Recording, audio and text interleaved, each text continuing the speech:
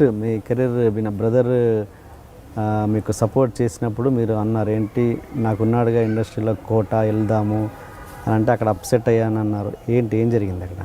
వచ్చావు ఏం జరుగుతుంది నాటకాల ఇలాంటి ఇంటర్వ్యూలు అదే భయం. ఏదో మరి కొన్ని అన్ఫోల్డ్ స్టోరీస్ కంటే ఫోల్డ్వే బాగుంటాయి. ఆయన ఏదైనా ఓపెన్గా చెప్పే మనిషిగా కోట గారు. కానీ కమ్యూనికేషన్ గ్యాప్. ఇప్పుడు నేనే పని మీద వచ్చాను అతనికి తెలియదు, అతను ఎందుకు చేయలేదు నాకు తెలియదు. మేము నాటకాల నుంచి ఇద్దరం వెళ్ళాం. నేను నాటక రచయితని, నా నాటకాలు బయట వాళ్ళు కూడా వేస్తారు, మా అసోసియేషనే కాకుండా. అలాగే కోట బ్యాంకు పోటీల్లో నా నాటకాలు వేసేవాడు. ఓకే. నా నాటకాలు వేసినప్పుడు అప్పుడప్పుడు మేము ఆల్రెడీ ఆడేసి ఉంటాం కాబట్టి సేమ్ అదే సెట్ చేసి రావడం వాళ్ళకి. అట్లా ఒక డిజైన్ ఉంటుంది కదా ఒక నాటకానికి, దాన్ని మేము ఆల్రెడీ కొన్ని అనేక ప్రదర్శనలు ఇచ్చి ఉంటాం. అది వాళ్ళ బ్యాంక్ కాంపిటీషన్లో అతను తీసుకుని ఆడినప్పుడు ఇదే డిజైన్ అక్కడ సెట్ చేయడం, అట్లా అట్లా బాగా పరిచయం, కలిసి నాటకాలు ఆడడం. అలాగ అప్పట్లో ఇంచుమించుగా ఒకే చోట ఉండేవాళ్ళం, రెగ్యులర్గా కలుస్తూ ఉండడం, ఇంచుమించుగా ఫ్యామిలీ ఫ్రెండ్స్గా అట్లా ఉండేవాళ్ళం. అట్లా అతను ఉన్న ఇండస్ట్రీకి ఎలా వెళ్ళాలరా సినిమా ఫీల్డ్కి నాకు ఎవరు తెలుసని మా బ్రదర్తో అన్నప్పుడు, మనకి ఎవరో ఉండడం ఎందుకు, మన కోట మనవాడు అన్నాడు. అక్కడ ఉంటావు నువ్వు, అతని ఇంట్లో తినవు, అతను ఇంట్లో పడుకో, ఎక్కడో హోటల్లో ఏదో తీసుకుని రూమ్ తీసుకుని ఏదో ఉంటావు, తెలుసున్నవాడు ఓ మనిషి ఉన్నాడు అనేది ఎవరున్నారంటే చెప్తున్నాను అన్నాడు.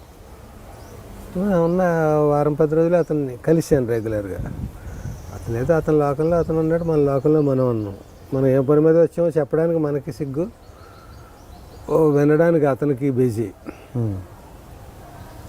ఇది అయ్యేది కాదులే అనుకుని చెప్పలేదు. చెప్పాను కానీ అప్పట్లో ఇలా ఉండేది కాదు. ఇంత ఓపెన్గా ఎవరు పడితే వాళ్ళ రైటర్లు, ఎవరు పడితే వాళ్ళ డైరెక్టర్లు అలా ఉండేది కాదు. ఆల్రెడీ ఒక 5-6 రైటర్లు ఉంటే 7వ వాడు రావడం చాలా కష్టం. అలాంటి పరిస్థితుల్లో మనం వెళ్ళి రచన ఇది అవకాశం అంటే చాలా కష్టం. అప్పుడు అతను చేద్దాం అనుకున్నా చేయలేని పరిస్థితి కూడా కావచ్చు, చేద్దామని అనుకుని ఉండకపోవచ్చు, మనకు తెలియదు. అనుకుని ఉండకపోవడానికి అవకాశం లేదు. అతనే రైటర్ కాదు కదా, పోనీ మా ఇద్దరికి పోటీ అనుకుంటే. ఏదో అట్లాగా అనుకున్నది జరగలేదు నా వరకు. అతని వరకు అతను ఏం తెలియని మనిషి కావచ్చు. నా గురించి నేను ఎందుకు వచ్చాను, ఏ ప్రయత్నాల్లో వచ్చాను, ఎవరైనా నమ్ముకుని వచ్చాను అతనికి ఏం తెలియకపోవచ్చు. నిన్నే నమ్ముకుని వచ్చానయ్యా అని నేను చెప్పలేదు. నువ్వు ఎలాగైనా నాకు సాయం చేయాలని నేనేం అతన్ని ప్రాధేయపడలేదు. ఏదో మాట వరుసకు రోజు అతను కలిసి ఈ పని మీద వచ్చానని నేను చెప్తూ ఉండేవాడిని. అతను విన్నట్టు ఉండి అది చాలా కష్టం అన్నట్టుగా మనసులో ఏదో ఉండేదేమో. మరి అతను చేయలేని పరిస్థితి. ఎవరికి నన్ను ఇంట్రడ్యూస్ చేసి రైటర్ అని అంటాడు. పైగా నేను కథలు పట్టుకుని ఇండస్ట్రీకి వెళ్ళలేదు. కథలు పట్టుకుంటే అందరూ రెండు చెప్పండి అంటారు. మన పేరు వేసినా, మన వాడుకున్నా, ఎక్స్ప్లైట్ చేసినా వినడం వింటారు. నేను డైలాగ్ రైటర్ అంటూ వెళ్తే నీకు డైలాగ్స్ నువ్వు ఏమన్నా జంధ్యాలవనా, లేకపోతే ఆచార్య యాత్రేవనా, మణిపూడి వెంకటరమణవనా, ఎందుకు వింటారు, ఎలా వింటారు? ఆ రకంగా డైలాగ్ రైటర్కి అవకాశాలు తక్కువ కొత్త వాళ్ళకి. అప్పుడు డైరెక్టర్లకు కూడా రామగోపాల్ వర్మ గారి పుణ్యం అని పట్ట తర్వాత వచ్చారు. కానీ ఒక అసోసియేట్, ఒక కో డైరెక్టర్ ఏళ్ల తరబడి చేస్తున్నవాడు డైరెక్టర్ అవ్వాలంటే చాలా కష్టం ఆ పీరియడ్లో. అవును. మా ఈవి గారు, కృష్ణారెడ్డి గారు, వీళ్ళ చాలామంది, 25 మంది కొత్త డైరెక్టర్లు వచ్చారు శివ తర్వాత. ఒక రకంగా అది మంచి పరిణామం కదా. ఆ ఫ్లోలో తర్వాత రైటర్స్, కొత్త డైరెక్టర్లు వచ్చినప్పుడు కొత్త రైటర్లు, అలా గేట్లు ఓపెన్ అయ్యాయి అందరికీ. అంతకుముందు చాలా ఇబ్బంది. అక్కడికి వెళ్తే మనం, నన్ను గోస్ట్ వర్క్ చేయమని చాలా మంది సజెస్ట్ చేశారు. నేను ఒక నాటక రచయితను అయ్యి ఉండి, నాకు ఒక ఇమేజ్ ఉండి, ఒక ఫ్యామిలీ ఉండి, ఒక ఏదో చెయ్యాలని ఒక ధ్యేయంతో వచ్చి నేను అలాగా చేయడం నాకు ఇష్టం ఉండేది కాదు. కానీ మరి నాకంటే పెద్ద వాళ్ళందరూ గోస్ట్ వర్కులు చేశారు. గోస్ట్ వర్క్ చేయడం తప్పు కాదు, అదొక శిష్యరికం లాంటిదే కదా గోస్ట్ వర్క్ అంటే. కానీ నాకెందుకో మరి నేను చెప్పాను కదా, నేను కొంచెం సున్నితత్వం, సెంటిమెంట్లు ఇవనుకో, నేను అలా వద్దనుకుని వెళ్ళాను. నేను ఆ ప్రాసెస్లో నేను పెద్ద పెద్ద వాళ్ళకి కూడా నేను చెయ్యనని చెప్పేయాల్సి వచ్చింది. క్రాంతికుమార్ గారు, ఇంకా ఎలా పెద్ద పెద్ద డైరెక్టర్లకి, మా ఈవీ గారికి కొన్ని సినిమాలకి నేను పేరు లేకుండా చేయాల్సి వచ్చిన పరిస్థితిలో నన్ను అలా వద్దండి, నేను రాయలేను, ఇంకొకరి పేరు మీద ఉన్నప్పుడు నేను నా డైలాగ్ పెన్ను కదలదు నాకు. నేను సున్నితంగా నేను చెప్పి ఇబ్బంది పడ్డాను. అయ్యో నేను నో చెప్పాల్సి వచ్చింది. మరి తమ్ముడికి రుణం తీర్చుకున్నారా? ఇంతకీ తీర్చుకోవాలనుకుంటున్నారా? తమ్ముడి రుణం ఎలాంటి రుణం అంటే, అది ఇప్పుడు అమ్మా నాన్న మనని పెద్ద చేయడానికి 1,56,000 ఖర్చు పెట్టారు అనుకో, వాళ్ళ ఆస్తిలోంచి అయితేనే దేనైతే. ఆ 1,56,000కి వడ్డీ కట్టి 2,56,000 ఇచ్చేసావు అనుకో, నువ్వు తీరిపోతుందా రుణం? ₹1,00,00,000 ఇచ్చావు అనుకో, తీరుతుందా? అలా తీరలేదు. మామూలుగా అయితే ఏదో వాడు కూడా చిన్న ఉద్యోగి కదా, వాడు వెదజల్ల లేదు కదా, అలా తీర్చుకున్నాను. కానీ అలా తీర్చుకోకపోతే నేను క్యారెక్టర్ లేని క్యారెక్టర్ ఆర్టిస్ట్. కానీ దాంతో తీరిపోయింది అనుకుంటే కూడా నేను క్యారెక్టర్ లేనివాడిని. అది తీరవ కొన్ని, అది ఒక బాగుంది. మరి అప్పుడు ఆయన తమ్ముడు అలా డబ్బులు ఇస్తున్నప్పుడు అప్పటికి పెళ్ళైంది కదా, తనకి పెళ్ళయింది, పెళ్ళైంది పిల్లలు.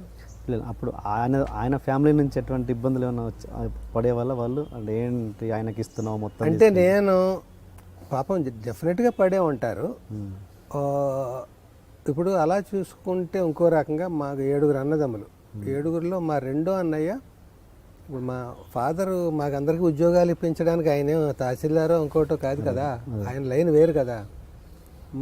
మేమందరం ఇంగ్లీష్ ఇది డిగ్రీలు చదివాం. మా రెండో అన్నయ్య ముందు హైదరాబాద్ వచ్చాడు. పెద్దన్నయ్య కూడా అప్పటికి ఒక సెటిల్టీ లేదు లైఫ్లో. వాడిని తీసుకొచ్చి కొన్నాళ్ళు ఉంచుకున్నాడు, డిగ్రీ చేయించి జాబ్ ఇప్పించాడు. వాడు మూడో వాడిని తీసుకొచ్చాడు, 4వ వాడిని తీసుకొచ్చాడు, 5వ వాడిని తీసుకొచ్చాడు, నన్ను తీసుకొచ్చాడు, మా తమ్ముడు. అందరూ 3-4 ఏళ్ళు వాడి దగ్గర ఉండి చదువు. వాడు కూడా మిడిల్ క్లాసే మరి. చదువు వాడి దగ్గర ఉండి, వాడి చిన్న సంవత్సరాల్లో మేము పోను ఒక 3 ఏళ్ళ వాడు వెళ్ళిపోయాడంటే ఇంకో 3 ఏళ్ళ వాడు క్యూ, మళ్ళీ ఇంకో 3 ఏళ్ళ వాడు, ఇలా ఇంతమందిని గట్టెక్కించాడు. సో వాడి త్యాగం వాడిది. మరి వాడి పిల్లలు, వాడి భార్య అనుకుని ఉండొచ్చు, అనుకోకపోవచ్చు. మా అన్నయ్య కంటే ఎక్కువ వదిన్ని ఎందుకు మెచ్చుకుంటామంటే, అన్నయ్య మనవాడు, వదిన మన ఇంట్లోది కాదు, బయట నుంచి వచ్చింది. ఆమె అర్థం చేసుకుని మమ్మల్ని ఎంత ఎంకరేజ్ చేయడం గొప్ప. అందుకనే తల్లి కంటే గొప్పగా కనిపిస్తారు అలాంటి వాళ్ళు. అలాగే ఇప్పుడు మా మరదలు, వాళ్ళ పిల్లలు, వాళ్ళు వీడు నచ్చ చెప్పాడా వాళ్ళకి, వాళ్ళు అంత ఉదాత్తంగా ఉన్నారా? ఇప్పుడు కూడా ఆ టాపిక్ రాదు. ఎప్పుడో అక్కడ స్పర్ధ వస్తుంది కదా, నీ మీద ఎంత స్పెండ్ చేసాం, నీకు కృతజ్ఞత లేదు, ఇలాంటివి వస్తాయి కొన్ని. అలా ఎప్పుడు లేదు అసలు. లేదు అంటే వాళ్ళకు కూడా గ్రాటిట్యూడ్ ఉంటుంది. ఆ సంస్కారం మా తమ్ముడు వాళ్ళకి చెప్పి ఉండొచ్చు, వాళ్ళు కూడా అలా సంస్కారవంతులు అయ్యి ఉండొచ్చు, పరిస్థితులను అర్థం చేసుకుని ఉండొచ్చు. అది ఎప్పుడో టాపిక్. ఇప్పుడు కూడా హ్యాపీగా నేను నా రెస్పెక్ట్ నాకు అందరూ ఎంత ఇవ్వాలో అంత మించి ఇస్తారు తప్ప చులకనగా ఉండదు. ఏది వాళ్ళ పిల్లలు కూడా పెదనాన్న నా రెస్పెక్ట్, ఏదైనా నేను మంచి రైటర్నని, యాక్టర్నని, ఇవన్నీ వాళ్ళు కూడా ఆనందాన్ని అనుభవిస్తారు. అది కూడా గర్వకారణమే కదా. మా నాన్న ఆ రోజు అలా చేయబట్టి మా పెదనాన్న అలా ఉన్నాడనేది వాళ్ళకు కూడా ఒక ఇది కదా, వాల్యూస్ కదా ఇవి. నేను మద్రాసు పని మీద వెళ్ళాను. అప్పుడు మద్రాసు అనేవాళ్ళు, ఇప్పుడు చెన్నై అంటున్నాక. నా పనిలో నేను తెల్లారు లేస్తే నేను ఎలా ఎగ్జిస్ట్ అవ్వాలి, నేను ఎలా ఎస్టాబ్లిష్ అవ్వాలి, నేను ఎలా సక్సెస్ అవ్వాలి, ఇదే నా టార్గెట్ ఉంటుంది తప్ప నా తమ్ముడు ఖర్చు పెట్టాడు, వాళ్ళు ఇంట్లో వాళ్ళు ఏమో ఫీల్ అవుతున్నారు, ఎలాగా, ఇవన్నీ ఉన్నా కూడా నేను ప్రత్యక్షంగా చూడట్లేదు. Out of sight, out of mind. మన కంటికి కనిపించేదే సత్యంగా ఉంటుంది. ఏదైనా కనిపించింది మనం ఊహించుకోవాలి, అక్కడ ఏమైనా జరగచ్చు. కానీ అలాంటిది ఏదైనా ఊహాతీతంగా జరిగితే నాకు అమౌంట్లు రావడం ఆగిపోవచ్చు. ఇంకా చాలేరా, అప్పటికే ఎక్కువ చూసేసాను, ముందేదో అనుకున్నాను కానీ ఏదో తేడా వచ్చేసి ఎలా ఉంది, ఇలాంటివి వస్తాయి. అలా ఎప్పుడూ రాలేదు. పైగా విచిత్రంగా ఎలా జరిగేదంటే, నెలకొకసారి ఏదో రకం మా వాడు రిప్రజెంటేటివ్గా పనిచేసేవాడు. చేసినప్పుడు అక్కడ నెల్లూరు అక్కడికి వచ్చినప్పుడు కావాలని క్యాంపులు అవి వేయించుకొని ఒకరోజు ఎక్స్టెండ్ చేసి నా దగ్గరకు వచ్చి నేను మొహమాటేస్తున్నాను, అసలు తింటున్నానా, ఆకలికి మాడిపోతున్నానా, నా పెళ్ళం పిల్లలు ఎలా ఉన్నారు అంటే వాడు ఒక పని మీద ఒకటి గుర్రాన్ని పంపడమే కాకుండా ఆ గుర్రం ఎక్కడెక్కడ గెలుస్తోంది, ఎవడు దాన్ని కట్టేసాడు అనేది చూసుకోవడం అనమాట. అశ్వమేధ యాగంలో ఆ గుర్రాన్ని వదిలేరు, ఎవడడ్డు వస్తాడని గుర్రాన్ని వదిలేరు, ఆ గుర్రాన్ని ఎవడో కట్టేశాడు. తెలియాలి కదా యువతలకి గుర్రం అక్కడ కష్టాల్లో ఉందనేది. నేను నా అన్నయ్యను పంపాను. వాడేంటి సక్సెస్సా ఫెయిల్యూరా, కష్టాలా, తింటున్నాడా, మాడిపోతున్నాడా, రహస్యంగా ఏడుస్తున్నాడా ఏంటి, ఇవన్నీ తెలుసుకోవడానికి వాడు నెలకు ఒకసారి వచ్చి ఆ ఇచ్చే డబ్బు చాలకపోతే ఒక ఏడాది 1000 రూపాయలు ఎక్స్ట్రా ఇచ్చి ఒక ఏడాది నేను పొదుపుగా ఎప్పటికైనా మళ్ళీ ఇది ఎక్కడి నుంచో తీసుకుంటున్నాం, బాధ్యత ఉంది దీనికని నా దగ్గర మిగిలితే నేను వాడికి వెనక్కి ఇవ్వడం ఏదో అట్లా ఉండేది. అన్నీ కలిసి అవే వాల్యూస్ లైఫ్లో. నేను ఈవేళ సినిమా యాక్టర్ని అయ్యాను, ఎన్ని సినిమాలు చేశాను, ఈవేళ ఏం చేస్తున్నాను, ఇప్పుడు ఏం చేస్తున్నారు సార్ ఇలాంటి ప్రశ్నలు అడుగుతూ ఉంటాను. నేను ఏం చేయట్లేదు, ఏమిటి ఎవరికి నష్టం, చేసిన దానికి హ్యాపీగా ఉండాలి, అక్కర్లేదు ఫస్ట్ పాయింట్. అలాగా ఇవి లైఫ్లో వస్తుంటాయి వెళ్తూ ఉంటాయి. ఒకటి ఫిక్స్ అయిన తర్వాత ఆ మార్గంలో అనేక కష్ట నష్టాలు వస్తాయి.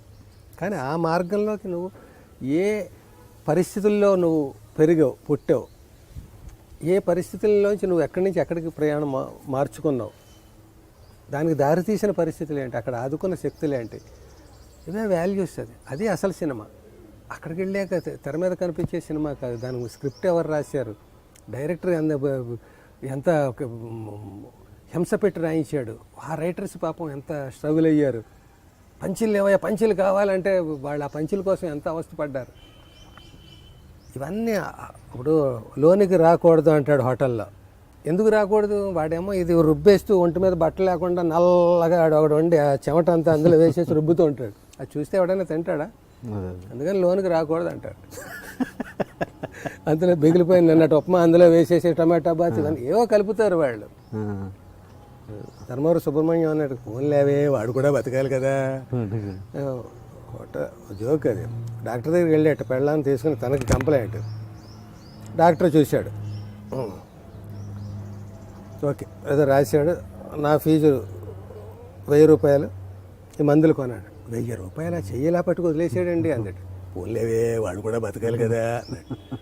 మెడికల్ షాప్లో కొన్నాడు. ఆ మెడికల్ షాప్ కూడా ఆ డాక్టర్దే. డాక్టర్లు చంపేస్తారు నన్ను. ఆ మెడికల్ షాప్ కూడా వాడిదే, వాడు బామ్మరిదే ఆవిడదే. మందులు వాడు 2000 బిల్లు వేసాడు. అవ్వా దగ్గు జలుబుకి 2000 బిల్లా, పోలేవే వాడు కూడా బతకాలి కదా అన్నాడు. ఇంటికి వెళ్ళాక అవన్నీ డస్ట్బిన్లో పడేసేటాడు. అవ్వా 2000 3000 డస్ట్బిన్లో పడేసారు, పోలేవే నేను కూడా బతకాలి కదా. అలాగా అందరూ బతకాలి. 2 క్యాప్షన్లు అయ్యా నాకు. ఒకటి బాగా చిరాకు రప్పించేది, ఒకటి బాగా నచ్చింది. మనం జర్నీ చేస్తుంటే లారీలకి వాటికి వెనకాల రాస్తూ ఉంటారు, నన్ను చూసేదాకా. నాకు చాలా అసహ్యమైన ఇది, నన్ను చూసి ఏడవగరా. ఆ లారీ మీద మన మీద పడిపోయేలా ఉంటుంది, ఆయన చూసి అందుకు ఏడవాళ్ళ మీద పడిపోతుందేమో. వాడి దృష్టి ఏంటి, నేను కొత్త లారీ కొనుక్కి వెళ్ళిపోతున్నాను ఏడవగా అన్నట్టుగా కుళ్ళిపోతామని. అది సాడిస్టిక్ ఎక్స్ప్రెషన్. అది నచ్చిన బెస్ట్ క్యాప్షన్ ఒకటి ఉంది. కొన్ని ఆటోల మీద వాటి మీద రాస్తా, అందరూ బాగుండాలి, అందులో నేను ఉండాలి. అంత కన్స్ట్రక్ట్ పాజిటివ్, అందరూ అన్ని సినిమాలు సక్సెస్ అవ్వాలి, నేను కూడా రియాక్ట్ చేయాలి. అది గొప్ప థాట్ అది. అలాగా ఈ దాంట్లో ఇది ఎంటర్టైన్మెంట్. నీ ఇంటర్వ్యూలో నేను కనెక్షన్స్ తెగిపోతూ మళ్ళీ అది ముడిపెట్టడం, అదే కావాలి. వాల్యూస్ ఇవన్నీ చెప్పుకోవడానికి, గొప్పగా ఉండడానికి ఇవే అసలు సినిమా. ఇది అదే ఉంది ప్రయాణం. నువ్వు ఇప్పుడు కీ ఇచ్చే కారు ఉంటుంది, కీ ఇచ్చేసి ఇటు వదిలితే అటు వెళ్తుంది, అటు వదిలితే అటు వెళ్తుంది. అలాగే నేను సినిమా ఫీల్డ్కి యాక్టర్గా వెళ్ళాలనుకుంటే ఇలా వెళ్తాను, నాటకాల్లో ఇంకో ఉంటే అలా వెళ్తాను, ఇంకో గవర్నమెంట్ స్టేట్ బ్యాంకులో నా ఉద్యోగం అయితే అలా పోతాను. అక్కడ పరిస్థితులు బట్టి బతుకుతాను, సక్సెస్ అయినా ఫెయిల్యూర్ అయినా. కానీ ఆ బ్యాంకు ఉద్యోగం రావడానికి నాకు ఎవరెవరు సహకరించారు, ఎన్ని కష్టాలు పడ్డాను, దాంతో ఆ మంచి డబ్బుతో నేను ఎవరెవరిని ఆదుకున్నాను, అది చరిత్ర. సినిమాల్లోకి వెళ్ళి నేను ఏం చేశాను, ఆ వెళ్ళడానికి ఎలా వెళ్ళాను, వెనకాల ఉన్నది ఏంటి, ఎవరెవరి సహాయం ఉంది, ఇది మనం గుర్తుంచుకోవాల్సినవి కానీ ఇంకోటి కానీ. అండ్ మీ ఇంతకుముందు అన్నారు బ్రదర్ అతను ఎక్కడ ఏం చేస్తున్నాడు, రహస్యంగా కన్నీళ్ళు గారుస్తున్నారా అని అన్నారు కదా. అంటే నాకు గుర్తొచ్చింది, మీ అమ్మాయి పెళ్ళి శిల్పకళారామంలో చేశారు. చేసినప్పుడు ఆ అప్పగింతల కార్యక్రమం అయిపోయాక మీరు ఆ చెట్ల చాటుకి వెళ్ళి ఒంటరిగా ఏడ్చారంట. అది చూసి అక్కడ పని వాళ్ళు అంటే ఏంటయ్యా మీరు నవ్వించే వాళ్ళు ఏడుస్తున్నారు అని, అది చెప్పండి ఒకసారి. అసలు ఇది ఇలా గుండెలు తీస్తే ఆంజనేయుడికి సీతారామ లక్ష్మణులు ఉన్నట్టుగా నేను ఇది నా పర్సనల్ అనుభవం. అది నేను ఎక్కడ చెప్పినట్టు గుర్తులేదు, నీకెలా వచ్చేసింది అనేది. చెప్పండి, శిష్యుండి కదా. కరెక్టే, బాగా అడుగుతున్నావా నువ్వు. మా అబ్బాయిని మా తమ్ముడిని పట్టుకున్నావు. మా అమ్మాయి అయితే పెళ్ళి చాలా ఘనంగా చెయ్యాలి. నాకు కొడుకు కూతురు. కొడుకు సినిమా గ్రాఫిక్స్, అది మన బాహుబలి చేసాడు, అంతకుముందు మగధీర, రోబో ఇలా చాలా చేసాడు. వాడు ప్రాజెక్ట్ని బట్టి మారుతుంటాడు కంపెనీ. వాడు కంపోజిటర్, వాడి పోస్ట్ కంపోజిటింగ్ అనేది ఒక సెక్షన్ గ్రాఫిక్స్లో, దాని హెడ్ వాడు ఎక్కడ చేసిన. వీళ్ళందరూ వెలుగులోకి రారు, ఎవడో ఆ హెడ్డే 2-3 పేర్లు వేస్తుంటారు సినిమాల్లో. టీము 100 మంది ఉంటారు, అందులో కొన్ని విభాగాలు ఉంటాయి. ఒక విభాగానికి హెడ్ వాడు. మోర్ దాన్ 10 years వాడు గ్రాఫిక్స్ దాంట్లో ఉంటున్నాడు. సుపాణి వాడి పేరు. సో అమ్మాయి అబ్బాయి అందరూ ఇక్కడే ఉండాలి. నేను అమెరికాకి వ్యతిరేకని కాదు, అభ్యుదయానికి అసలు వ్యతిరేకని కాదు. కానీ అభ్యుదయం అంటే అమెరికా అని కూడా నేనేం ఫిక్స్ అవ్వను. అభ్యుదయం అనేక రకాలుగా ఉంటుంది. అమెరికా వెళ్ళడం కూడా అభ్యుదయమే కావచ్చు, కానీ అమెరికా వెళ్ళడం మంచిగా చెడా అనేది ఇప్పుడు టాపిక్ కాదు. అది అభ్యుదయం అనుకుంటే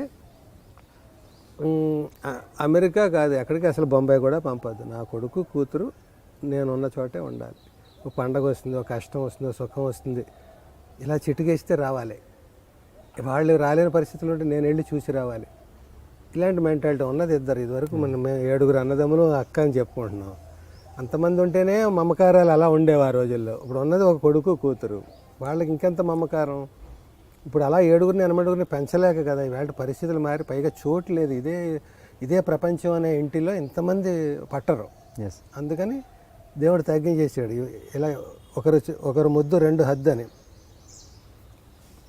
ఈ ఒకరిద్దరినే పెంచడం కష్టమైపోతుంది. టార్గెట్స్ వెళ్ళి అమెరికా దాకా పంపాలి. అమెరికాయే టార్గెట్ అయిపోయింది, ఏంటో అర్థం కాదు. ఓకే, ఏదైనా కాలమాన పరిస్థితులను బట్టి. మా రోజుల్లో బేకామ్ చదివితే వాడు బాగా బతికేస్తాడు, వాడికి అకౌంట్ ఇది వచ్చేస్తుంది, ఇంకోటి వచ్చి బేకామ్ ప్రతి ఇంట్లో 7 అన్నదమ్ములు అయితే 6 బేకాములే. ఒకడు బీఎస్సీ అయ్యి బాబా, బీఎస్సీ అనేది డిఫరెంట్గా ఉండేది. ఇప్పుడు అందరూ బీఈ బీటెక్ ఎంటెక్ అది ఇవి. కొన్నాళ్ళు డాక్టర్ ఇంజనీర్. ఇప్పుడు డాక్టర్ లేడు, ఇంజనీర్. ఎందుకంటే అమెరికా వెళ్ళాలంటే డాక్టర్ కంటే ఇది ఈజీయో మరి ఏంటో. ఓకే, అనేక వృత్తులు ఉన్నాయి, అనేక అవసరాలు ఉన్నాయి, అనేక విలువలు ఉన్నాయి, అనేక అవసరాలు ఉన్నాయి. అందరూ మరి అమెరికా వెళ్ళిపోతే ఎట్లా? అమెరికాని డెవలప్ చేయడానికి ఇండియా లేదు ఇక్కడ. ఇదేం దానికి సప్లయింగ్ కంపెనీ కాదు ఇండియా అనేది. ఇండియాకు ఒక సంస్కృతి ఉంది, ఒక ఐడెంటిటీ ఉంది, ఒక ఘనత ఉంది, ఒక గొప్ప మేరా భారత్ మహాన్ అని ఉంది. ఈ భారత్ మహాన్ దేనికోసం ఉంది? ఇండియాని డెవలప్ చేయడానికి. ఇదేం ఏజెంట్ కాదు, బ్రోకర్ కాదు, ఇది రా మెటీరియల్ తయారు చేసే ఇది కాదు. ఎందుకుంది మరి అది అక్కడ అమెరికా అనేది? ఇక్కడ పరిస్థితులు బాగులేక. ఇప్పుడు నేను పల్లెటూరులో పుట్టాను. పల్లెటూరు గొప్పదా పట్టణం గొప్పదా? ముందు అమెరికా గొప్పదా ఇండియా గొప్పదాకి సమాధానం పల్లెటూరు గొప్పదా పట్టణం గొప్పదా? పట్టణం అమెరికా అనుకుందాం, పల్లెటూరు ఇండియా అనుకుందాం. ఊరికే ఏదో పోల్చుకోవాలి కదా. పల్లెటూరు చాలా గొప్పది, మనం అక్కడ పుట్టాం కాబట్టి. జన్మభూమి, అమ్మ అక్కడ ఉంది, మన నేల అక్కడ ఉంది, మన పొలం అక్కడ ఉంది, మన ఇల్లు గుడిసి అక్కడ ఉంది. అవి వదిలేసి పట్టణం ఎందుకు వచ్చాం? పొట్ట చేత పట్టుకుని వచ్చాం. అక్కడ మనకి ఇంతమందికి అన్నం పెట్టే ఆధారం లేదు. మనం ఏదో చదువుకున్నాం, ఇక్కడికి వచ్చాం. అంటే మరి ఈ పట్టణాన్ని డెవలప్ చేయడానికా నువ్వు పల్లెటూళ్ళలో చదువుకున్నది అనేది ఒక వాదన ఉంది. మళ్ళీ పల్లెటూళ్ళు అన్నీ నాశనం అయిపోతున్న కారణం అందరూ పట్టణానికి వలస వెళ్ళిపోవడం అనేది. అది నువ్వు ఒప్పుకున్నప్పుడు ఇక్కడ ఇండియాలో వాళ్ళు అందరూ అమెరికా వెళ్ళిపోవడం ఎంతవరకు కరెక్టు? దానికోసం వెళ్ళిపోను. నేను ఇంట్లో 10 మంది ఉంటే ఒకళ్ళు ఇద్దరు వెళ్ళండి. ఇంట్లో ఉన్నదే ఓ కొడుకు కూతురు, ఇద్దరు అమెరికాయే. సినిమాలో చాలామందిని అడుగు, నువ్వు ఏం చేస్తున్నారని అంటే, ఇప్పుడు సినిమాలు తగ్గాయి కదా సార్, ఏంటి యాక్టివ్ లేదంటే నేను 6 నెలలు అసలు అమెరికాలోనే ఉంటాను, నేను కొడుకు దగ్గర 3 నెలలు, కూతురు దగ్గర 3. ఏం చేస్తావా అక్కడికి? ఏమోదా, వాళ్ళు ఒక లోకంలో వాళ్ళు ఉంటారు, మనం ఏదో అట్లా. వాళ్ళు ఘనంగా చెప్తున్నారా, ఏం చెప్పాలో తెలియక చెప్తున్నారు, నాకు అర్థం కాదు. కొన్నాళ్ళు నాకు ఆశ్చర్యంగా అనిపించేది, బాబోయ్ ఇప్పుడు ఎంత అదృష్టవంతుడు, 6 నెలలు అమెరికాలో ఉంటాడు, ఇద్దరిని అమెరికా పంపేశాడు. ఒక ఆలోచన విధానం అలా ఉండేది. తర్వాత ఆలోచిస్తే ఉన్నది ఇద్దరు, వాళ్ళని పంపి అక్కడ పెట్టుకున్నావు దుకాణం, ఇక్కడ నువ్వు ఉంటావు, ఇక్కడ ఉండలేక అక్కడికి వెళ్తున్నావా, లేకపోతే ఘనంగా అక్కడికి వెళ్తున్నావా? నీకు రేపు ఒంట్లో బాగుండకపోతే వాళ్ళు పరిగెత్తుకు వస్తారా, వాళ్ళు వచ్చేదాకా నువ్వు ఉంటావా?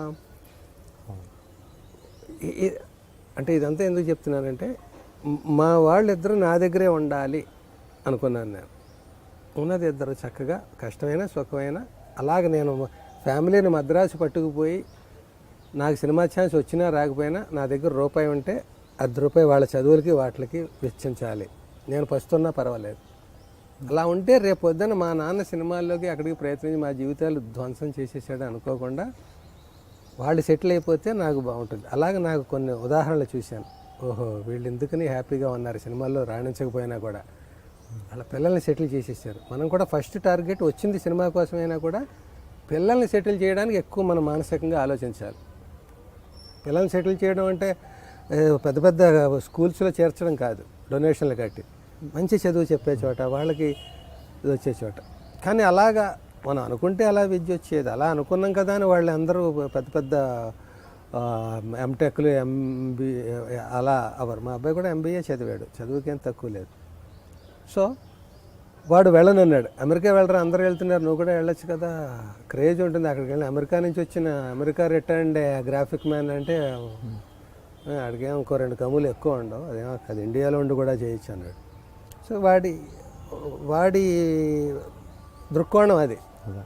మా అమ్మాయిని సరే, నాకు అసలు అమ్మాయి పుట్టాలని ముందు నుంచి కోరిక. ఇంట్లో ఆ పట్టాల కాళ్ళతోటి ఆడపిల్ల అలా గల్గల్మని నడుస్తుంటే లక్ష్మీదేవిని అడగాడుతున్నట్టుగా ఒక రిథం, ఒక వేవ్ లెంగ్త్, ఒక మ్యూజిక్ ఇది ఉంటుందని అమ్మాయి కావాలనుకున్నాను. అమ్మాయి పుట్టిన తర్వాత ఈ అమ్మాయిని అమెరికాయో బొంబాయో పంపి నేనేం ఆనందిస్తాను, ఇక్కడే ఉండాలనుకున్నాను. ఇక్కడే ఉండాలనుకున్నప్పుడు ఆ అమ్మాయికి పెళ్ళి. ఇక్కడే ఉండాలనుకుంటే అలాంటి వాడిని చూడాలి. వాడు వాడేమో బిజినెస్లు చేసేస్తాడా, కోట్లు గడించేస్తాడా, అది కాదు. చక్కగా మామయ్య గారు ఇంకోటి నా అమ్మాయిని జాగ్రత్తగా చూసుకోవాలి, వాడి కష్టం ఏమైనా ఉంటే నేను పట్టించుకోవాలి, నన్ను వాడు అర్థం చేసుకోవాలి. మా మామగారు సినిమా యాక్టర్, నేను నాన్నని అడిగి 2 లక్షలు పట్టరా, 10 లక్షలు పట్టరా, పుట్టింటికి వెళ్ళిపోయి ఇలాంటి వాడు దొరికితే చచ్చిపోతాను నేను. అందుకని ఉన్నంతలో నాకు ఏదైనా కూడా పెళ్ళిళ్ళు. నేను కొన్ని క్యాప్షన్స్ రాశాను మా అమ్మాయి పెళ్ళికి. అందులో ఒక క్యాప్షన్, పైవాడు పెళ్ళి హెడ్డింగ్ కింద, పైవాడు రాస్తాడు, కింద వాళ్ళు చేస్తారు. వాడు రాసేసి ఉంచుతాడు, ఇది మనం ఇంప్లిమెంట్ చేస్తాం అంతే. ఎవడో స్క్రీన్ ప్లే రాసేసి బౌండ్ స్క్రిప్ట్ స్టోరీ బోర్డ్తో సహా చేసేస్తే మనం షూటింగ్ చేసినట్టు అనమాట. అలాగ మనం చేస్తాం అంతే. అలాగా ఇలాగే ఉండాలి, ఇలా ఉండాలి అనుకుని అలా చేయడంలో ఒకటి మా అబ్బాయికి ఇంట్లో సంబంధమే, అమ్మాయికి నాకు ఒక మిడిల్ క్లాస్ మెంటాలిటీకి తగ్గట్టుగా ఉండేలాగా అలాంటి వాడిని చేసుకున్నాను. ఆ ఏరుకోవడంలో అణిముత్యం దొరుకుండొచ్చు, మామూలు వాడు దొరుకుండొచ్చు, అది మనం గుణగణాలు చూడలేం. ఒకవేళ చూసినా కూడా ఒక అమ్మాయి ఒకేలా ఉండాలనుకుంటాం. ఈ అమ్మాయి 6 అడుగులు ఉంటుంది, 6 అడుగులు 2 అంగుళాలు ఉండాలి అబ్బాయి. ఈ అమ్మాయి ఇంత సన్నంగా ఉండాలి, వీడు ఇంత సన్నంగా ఉండాలి, అలా అన్నీ చూసి చేస్తాం. బాటా చెప్పుల్లాగా 2 ఈక్వల్గా చేస్తాం. పెళ్ళైన ఏడాదికి షేపులు మారిపోతాయి. ఇద్దరిలో ఎవరో ఒకరు ఇలాగైనా అయిపోతారు, లేకపోతే ఇలాగైనా అయిపోతారు, ఏదో అయిపోతారు. మరి నువ్వు సెలక్షన్ ఏమైంది? అలాగా మనమైతే ఏదో చేస్తాం తాపత్రయపడి, అలాగే కంటిన్యూ అవుతుంది జీవితం అనేది. మనం చేయడం మీద ఆధారపడి ఉండదు, వాళ్ళ దాని మీద ఆధారపడి. ఈ చేయడంలో మా అమ్మాయి పెళ్ళి సరదాగా ఇక్కడ శిల్పారామంలో చేశాను. శిల్పారామంలో చేసినప్పుడు చక్కగా అక్కడ కూడా ఈ పల్లకి అది పెట్టి విడుదల నుంచి అది ఊరేగించడం, విజయవాడ నుంచి ఒక 15 మంది ఆడవాళ్ళు, త్రిశక్తి పీఠం అదే ఉంది, ఆడవాళ్ళు సన్నయ్య వాయిస్తారు పట్టు చీరలు అవి కట్టుకుని. ఇలా మా ఊరు బ్యాండ్ మేళం వాళ్ళని రప్పించి ఇలా అన్నీ పెట్టి చేయించి మా అబ్బాయి పెళ్ళి మా ఊళ్ళో చేశాను, అక్కడ కూడా అలా చేశాను. కొంచెం నాకు కొన్ని చోట్ల టేస్ట్ చచ్చిపోకుండా ఉండడానికి కాస్ట్ ఎంతైనా నేను వెనకాడను. కొన్ని చోట్ల పైసా గీసి చూస్తాను. బ్యాలెన్స్ ఒక చోట తగలేయడం, ఒక చోట పొదుపు చేయడం. అలా చేయడంలో శిల్పారామంలో పెళ్లి జరిగింది మా అమ్మాయిది. 5 రోజుల పెళ్లి కుదరలేదు కాబట్టి 3 రోజులు 2.5 రోజులు అయింది అది. అన్ని ఫార్మాలిటీస్ అన్నీ. ఇంకా అప్పగింతలు అనేది ఒక ఘట్టం. ఆ అప్పగింతలు నేను పుడింగిని, నాకు ఏడుపు రాదు, నేను చాలా బ్యాలెన్స్డ్ అనుకుని గర్వంగా ఫీల్ అవుతుంటాను. నాకు కూడా ఏడుపు వస్తుంది అనేది ఆ వేళ ప్రూవ్ అయింది. అయిపోయాక అప్పగింతలు అన్నారు. వాళ్ళ వ్యాన్నో బస్సో ఏదో ఒకటి మాట్లాడారు, అందులో అందరూ ఎక్కారు. మా అమ్మాయి కూడా బాయ్ అది హ్యాపీగానే చెబుతుంది, ఈ ఊళ్ళోనే కదా, అయినా కూడా దానికి ఇంకా అంత లోపల ఉందేమో దానికి బాధ తెలియదు, కానీ చెప్తుంది, వెళ్ళిపోతుంది. నాకు వచ్చేస్తుంది ఇంకా లోపల నుంచి అలా ఫౌంటైన్ స్విచ్ వస్తుంది. ఎటు వెళ్ళాలో నాకు చుట్టూ జనాలు ఉన్నారు, బాగుండదు. సినిమా యాక్టర్ నన్ను చూస్తే అందరు నవ్వే ఫేస్ ఇమేజ్లో ఉన్నాను అప్పట్లో. ఇదన్నీ దృష్టిలో పెట్టుకుని ఎక్కడో అవుట్లెట్ కావాలి, ఎటో పారిపోవాలని అటు చూసి ఇటు చూసి ఇలాంటి పొద ఏదో ఉంటే అక్కడ పడిపోతుంది మన కన్నీరు అంతా. ఎక్కడికి వెళ్తుంది అది? ఈ ఊళ్ళోనే. ఇప్పుడు కావాలంటే వెనకాల నేను ఆ బస్సులో ఎక్కి కూర్చోవచ్చు, కానీ ఒక డెప్త్గా ఆలోచిస్తే పైన కాకుండా ఇన్నాళ్ళు పెంచి కలలు కానీ ఇలా చేసి ఈ ఊళ్ళోనే ఉండాలి, పట్టాలు గలగలమనాలి, ఇది అది ఎన్ని అనుకున్న నేను వెళ్ళిపోతుంది అది. ఆ తాడు స్ట్రెచ్ అయిపోతుంది అది. అదే నేను లెక్కలేసుకుని ఏడవలేదు, ఇంకా ఏడవచ్చు, ఇంకా అప్పుడే కాదు, కాసేపు అయ్యాక ఏడుద్దాం అనేది ఏం కాదు. అది క్యాలిక్యులేషన్ అది అట్లా వచ్చేస్తుంది. అక్కడికి వెళ్ళి ఏడుస్తుంటే ఇలా తుడుచుకుంటున్నాను, వాళ్ళు వెళ్ళిపోతుంది, మళ్ళీ అటు వెళ్ళాలి, నేను చెయ్యి ఊపాలి, చెయ్యి ఊపితే మధ్యలో చెప్పకుండా వచ్చేసింది. చూసి ఇక్కడి నుంచి అక్కడికి వెళ్దాం అనుకోండి, తుడుచుకోబోతుంటే ఆ చుట్టూ ఇలాగ చూడు, సినిమాల్లో చూస్తుంటారు కమెడియన్లు అందరూ అలా చూస్తారు, అలా ఈ పొదల చాటు నుంచి అలా పనివాళ్ళు అక్కడ శిల్పారామం ఆడాళ్ళే 15-20 మంది అలా చూస్తున్నారు.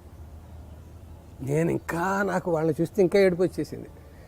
వీళ్ళు చూసేసారేంటి, దొరికిపోయాను అన్నట్టు. వాళ్ళు అన్నారు, బాబాయ్ అందరినీ నవ్వేస్తారు, మీరు ఏడుస్తారేంటండి, ఆడపిల్ల అన్నాక మరి వెళ్ళాలి కదండి, ఎప్పటికైనా మా నాన్నల్ని వదిలేసి వెళ్ళాలి కదండి, ఊరుకోండి బాబా అంటే నాకు ఇంకా పెరిగిపోతుంది. ఇంకా అదేంటో కాదు చెప్పుకోవడానికి చిన్న సంఘటన, ఇది సినిమాలో పెడితే పేలదు, జీవితంలో అయితే అది అద్భుతమైన సంఘటన. కొన్ని నిజ జీవిత గాథలు అంటాం, నిజ జీవితంలో సినిమాల్లో చెబితే అది రుచిగా ఉండదు. కొన్ని రుచిగా ఉంటాయి, కొన్ని లేనిది దానికి చిన్న ఫిక్షన్ యాడ్ చేస్తే రుచిగా ఉంటుంది.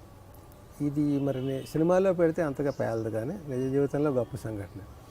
ఎందుకు చెప్పే పద్ధతిలో పెట్టే పద్ధతిలో పెడితే అవుతుంది, ఎందుకు కాదంటారు.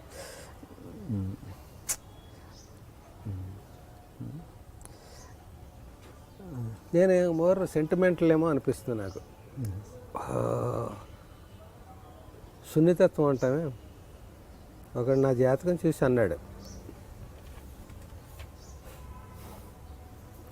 ఏదో ఎవరో మా అన్నయ్య గారు అబ్బాయి, బాబాయ్ పలానా చోట మా వాళ్ళ అమ్మ తరఫు వాళ్ళు ఎవడో చెప్పింది జరుగుతుంది, భలే చెప్తాడు, రా. నాకు ఎందుకురా ఇప్పుడు జాతకం, నేను రాను. కాదు, సినిమా ఫీల్డ్లో ఉన్నావు, నీ ఫ్యూచర్ ఎలా ఉంటుందో తెలుసుకుంటే బాగుంటుంది కదా. బాగోలేదని చెప్తాడు, 20 ఏళ్ళు బాగోలేదు అంటాడు, ఏడుస్తే ఇంట్లో కూర్చోనా ప్రయత్నాలు మానేసి, లేకపోతే నీకు ఇంకో 30 ఏళ్ళు తిరుగులేదంటాడు. నేను ఇలా కాలుతో తన్నుతూ పోనా, నాకు తిరుగులేదని. అది మనం పని చేసుకుంటూ పోదాం, బాగుండడం బాగోలేకపోవడం 2 పగలు రాత్రిలో జరుగుతూ ఉంటాయి. కాదు, ఊరికి తెలిసినవాడు వాడు ఉన్నాడు, ఒకసారి హలో అని వెళ్ళిపోదు, నువ్వేం మాట్లాడద్దు రా, మా బాబాయ్ అని చెప్తాను, అయినా ఏమైనా చెప్తాడు, లేకపోతే లేదు అన్నట్టు తీసుకెళ్ళాడు. నేను వచ్చిన పని నేను చెప్పలేదు, వాడు చెప్పలేదు. ఆయన ఏదో ఉపాసకుడు, దేవి ఉపాసకుడు, అంటే రోజు ఆ అమ్మవారిని కొలిచి మధ్యలో వచ్చాడు, ఒక్కటే మాట అన్నాడు, మీరు పైకి కనిపించే అంత మెత్తన కాదు. వెళ్ళిపోయాడు అంతే. ఎందుకు చెప్పాడో అది తెలియదు. పైకి కనిపించే అంత మంచివాళ్ళు కాదని లేదు, మెత్తన పైకి సున్నితం కాదు. కనిపించే అంత మెత్తన కాదు, చాలా ఓకే. స్టోన్ రాక్ అంటారు, దృఢచిత్తం అంటారా, లేకపోతే నెగిటివ్గా ఆలోచిస్తే రాతి మనసు వాడికి కరగదు అన్నట్టు. Yeah yeah. కానీ స్ట్రెంగ్త్ గురించి మాట్లాడేటప్పుడు మీది సున్నితమే కాదు, చాలా దృఢత్వమైన నాగార్జున సిమెంట్ మీది అన్నట్టుగా అతని అలాగా నిజమే. ఈ సున్నితత్వం ఆ కఠినత్వం రెండు ఎడాపెడా ఉండుంటాయి, లేకపోతే ఈ వాల్యూస్ ఉండవు. సున్నితత్వం లేకపోతే, ఆ కఠినత్వం లేకపోతే ఈ అనుకున్నవి ఆ మొండి పట్టుదలతో చేసే ఇది ఉండదు. ఇంకో రకంగా మాట్లాడితే ప్రతి మనిషిలో కాంప్లెక్స్లు, సుపీరియారిటీ కాంప్లెక్స్, ఇన్ఫీరియారిటీ కాంప్లెక్స్ అనేవి రెండు ఉంటాయి. నా అంత గొప్పవాడు లేడు, సుపీరియారిటీ కాంప్లెక్స్. నేను ఎందుకు పనికిరాను, ఇన్ఫీరియారిటీ కాంప్లెక్స్. ఒక కొటేషన్ కూడా ఉంది, superiority complex based on inferiority complex అని. ఓకే.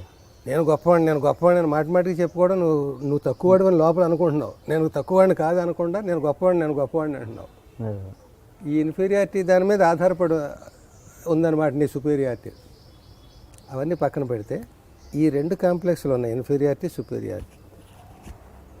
ఈ రెండు ప్రతి మనిషిలో ఉండాలి, తక్కడే పళ్ళల్లాగా బ్యాలెన్స్డ్గా ఉండాలి. నేను గొప్పవాడిని అని ఈ పళ్ళెం కిందకి దిగుతుంది అనుకో, ఈ పళ్ళెం పైకి లేస్తూ ఉంటుంది, నీకు అహంకారం పెరుగుతుంది అనమాట. నేను ఎందుకు పనికిరాను అని ఇది చేస్తుంటే ఈ పళ్ళెం పైకి లేస్తూ ఉంటుంది. అంటే నువ్వు అనుకున్నది ఏది చేయలేవు. నేను ఎందుకు పనికిరాను అనుకుంటే ఏం చేయగలను, నేను యాక్ట్ చేయలేను అనుకుంటే నేను అసలు కావిడేసుకుని తిరగలను, నా సినిమాల్లో గోచి పెట్టుకుని నేను చేయగలను అనుకుంటేనే చేయగలను. నేను మద్రాసు వెళ్ళి సాధించలేను అనుకుంటే వెళ్ళగలను. అసలు ఏదైనా అట్లా ఆ దృఢచిత్తంతో ఉండాలి. అది ఇది బ్యాలెన్స్ చేసుకుంటూ మనం చెక్ చేసుకుంటూ ఎప్పటికప్పుడు నాలో అహంకారం పెరుగుతుందా, నాలో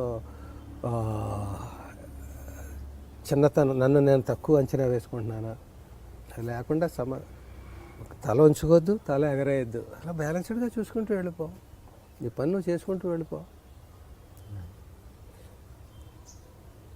అడుగుతూ వెళ్ళు, దారి అదే తెలుస్తుంది. అడుగులేస్తూ వెళ్ళు, ఊరు అదే వస్తుంది.